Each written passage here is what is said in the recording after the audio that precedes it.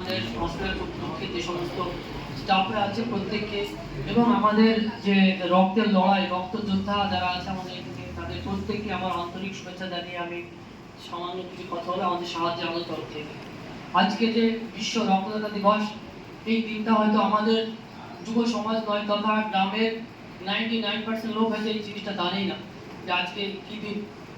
তো আমাদের এই দিনটাকে স্মরণ করার জন্য আমাদের যে হসপিটাল কর্তৃপক্ষ তাদেরকে অসংখ্য ধন্যবাদ। আর এনারা শুনলাম আমি এখনই ম্যাম বললো যে এটা হচ্ছে আমাদের প্রথম স্টাফ মানে শুরু এই একটা অনুষ্ঠান।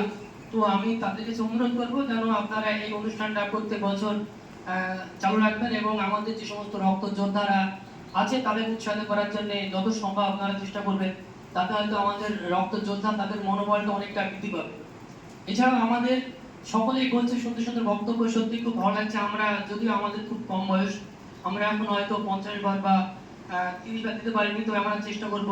তবে যারা অনেক বার রক্ত দিয়েছে তাদেরকে অসংখ্য ধন্যবাদ।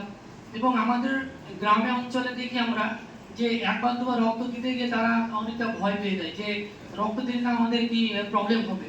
তো আমরা চেষ্টা করবো আমাদের গ্রামের অনেক স্টুডেন্ট বা অনেক আমাদের যে সমস্ত বন্ধু সার্কেল আছে তাদেরকে সবাইকে বলার এবং আমাদের সাহায্যের আলোর তরফ থেকে সকলকে আমরা একবার ধন্যবাদ জানিয়ে আমি মেন একটি কথা বলতে চাচ্ছি যে আমাদের সাহায্যের আলো করুমপুরের তথা আজকে শুধু তেওটো নয়, আমাদের ডোমকল এছাড়াও বহরমপুর বিভিন্ন জায়গাতে তারা কিন্তু তাদের যে সর্বোচ্চ চেষ্টা দিয়ে সমস্ত কিছু বজায় রেখে তাদের রক্ত যে সংকট সেটা মেটানোর চেষ্টা করে।